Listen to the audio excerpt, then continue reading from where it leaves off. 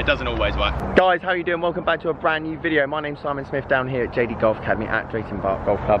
And before I get into the video, I'm on a bit of a marathon. I want to do 5 videos a week, Monday to Friday, hopefully normally out at 7 PM. So if I don't do that, please leave a comment and say, Simon, get off your ass, start making some videos. And if I do just keep doing it, if you feel like giving a like and subscribing to the channel, that'd mean an awful lot. Now, into a video.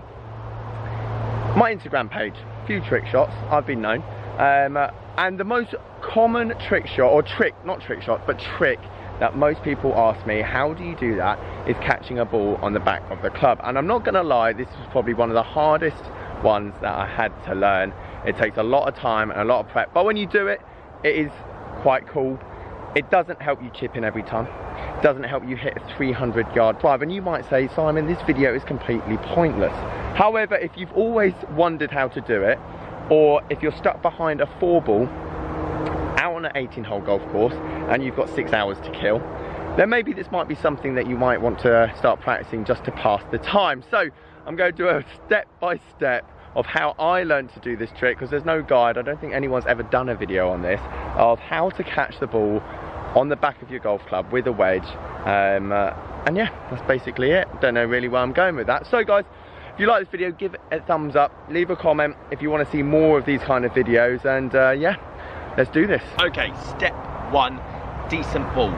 Pro V1, TP5, Strix and Z-Star, they've all got a soft outer cutting. Forget a pinnacle distance, it just won't help, especially later on when you're trying to catch on the top of the club. Get a decent ball. Okay, so you've got a decent ball, step 1 complete.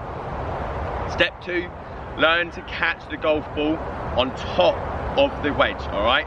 Learn to balance, keep its balance, because this is going to be really key when you're trying to throw the ball up in the air.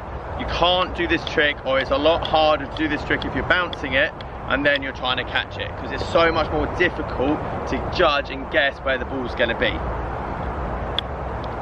Step 3. You've now learned to catch the ball on the wedge.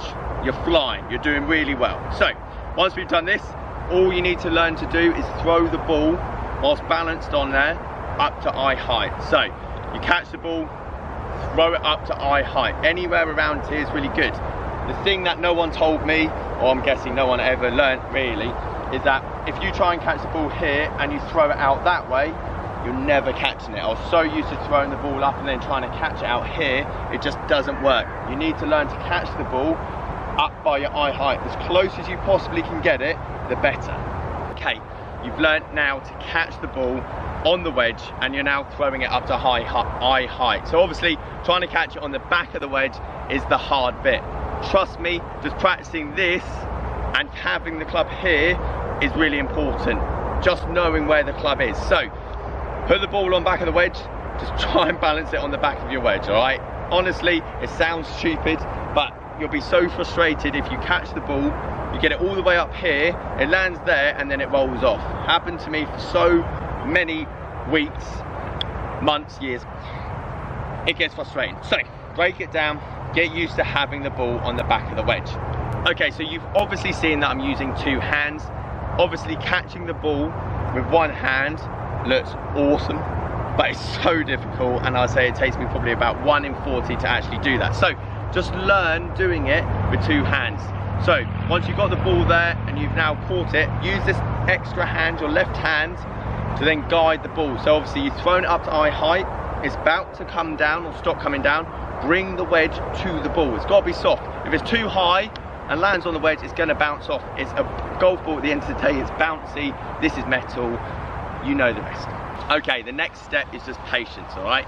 You've learned to balance the golf ball. You've learned to obviously throw it up to eye height. Balancing it on the back of the wedge, now putting it all together, is going to be the hardest bit, all right? So just be patient. I'm not expecting you to spend 4 hours doing this. When you're on the tee, group in front, spend a few minutes then. Or if you're on the driving range, got a bit bored, or you need a bit of a break, then practicing then. Because trust me, just getting used to obviously catching the golf ball, throwing it up to eye height and catching on the back of the wedge is going to be the hardest bit to obviously master. Okay, congratulations, you are now as sad as myself and you finally got the ball to land on top of the back of the club and you're celebrating, but don't celebrate too hard. Just throw the ball back up and then catch it again back on the golf club. It takes a bit of practice, takes a bit of time. Is it worthwhile? Is it going to help you golf? But it is a bit of fun. People always ask me, and probably the most intrigued when they are doing this, I am doing this trick, how do you do it? That's kind of how I learn. A bit of trial and error, a bit of time, and a tiny bit of patience. Okay guys, thank you ever so much for watching. That's how I learned to catch a ball on the back of a golf club. If you want to see more of these kinds of videos, for example, catching the ball, hitting it up, and then catching it again, let's get this video up to 100 likes, and I'll show you how to do that one, possibly the 360 and catch. Guys, see you later.